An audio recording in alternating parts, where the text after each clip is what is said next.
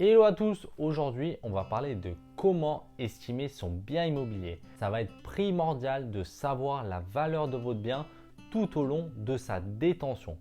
Pourquoi? Pour savoir tout d'abord si le bien a pris de la plus-value, que ce soit après vos travaux par exemple d'amélioration, et également si le marché est monté, car votre rentabilité changera. Pourquoi elle changera? Car par exemple vous avez acheté un bien 100 000 euros, vous avez 10 000 euros de loyer annuel, ça fera 10% de rentabilité. Mais si au bout de 5 ans, par exemple, votre bien vaut maintenant 200 000 euros, oui, je prends vraiment des cas extrêmes, mais c'est vraiment pour illustrer. Si votre bien coûte 200 000 euros maintenant et si vos loyers n'ont augmenté que et sont à 12 000 euros annuels, votre rentabilité passera de 10 à 6%. Et dans ce cas-là, même si votre mensualité de crédit, bien entendu, ne bouge pas, ça sera plus intéressant de revendre le bien pour récupérer énormément d'argent. Ça veut dire 80 000 euros plus tous les mensualités qu'on aura remboursées, donc récupérer plus de 100 000 euros et pour repartir sur un autre projet plus rentable avec une rentabilité plus élevée, car à l'heure actuelle, votre rentabilité ne sera qu'à 6%. Donc, savoir estimer son bien sera indispensable. Pour estimer son bien, il y a plein de critères qui rentrent en compte.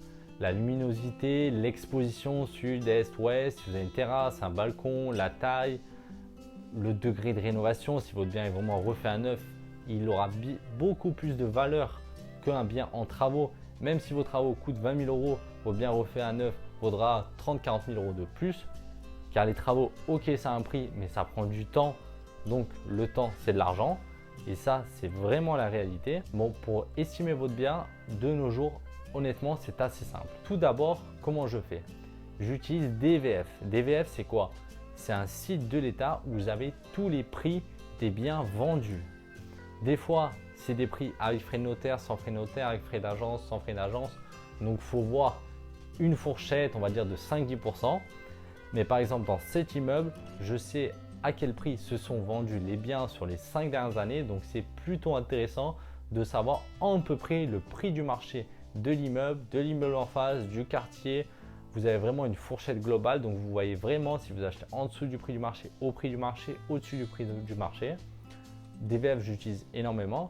Ensuite, vous avez un deuxième outil qu'on connaît tous, c'est Meilleur Agent, qui est honnêtement très fiable dans les villes assez grandes. Peut-être dans les villages, c'est pas très fiable. Comme il n'y a pas beaucoup de ventes, de toute façon, il y a le degré de fiabilité. Mais Meilleur Agent, je trouve vraiment qu'il estime à 2-3% près votre bien assez idéalement. Peut-être des fois, il sous-estime le bien. Mais parce que s'il y a une terrasse, s'il a une vue exceptionnelle, par exemple les vues, c'est très dur à estimer de manière objective. C'est assez subjectif. Une vue mer panoramique exceptionnelle, un Meilleur Agent ou un DVF ne pourra pas l'estimer. Ça sera vraiment des professionnels dans ce cas-là qui pourront l'estimer, parce que le prix du bien peut augmenter de 50-100 000 euros juste avec la vue. Et ensuite, en ayant fait DVF, Meilleur Agent, déjà vous avez vraiment un prix assez précis du bien. Vous pouvez rajouter une estimation que vous ferez vous-même, c'est-à-dire à l'aide de SoLoger par exemple. Vous prenez une fourchette de biens entre 18 et 20 mètres carrés dans le même quartier. Bon, j'exagère, allez, 18-22 mètres carrés dans votre quartier. Vous allez vous regarder la moyenne, un bien qui ressemble, sans travaux, refait à neuf, à peu près avec les mêmes caractéristiques. Vous prenez la moyenne de ça. Peut-être vous enlevez 4-5% à ce prix de vente, car il ne faut pas oublier qu'il y a la négociation. Et là, vous obtenez votre prix de vente et combien l'appartement vaut. Honnêtement, en faisant tout ça, ne croyez pas que les agents IMO font beaucoup plus que ça. Oui, peut-être, ils ont plus l'œil car ils visitent plein de biens, etc.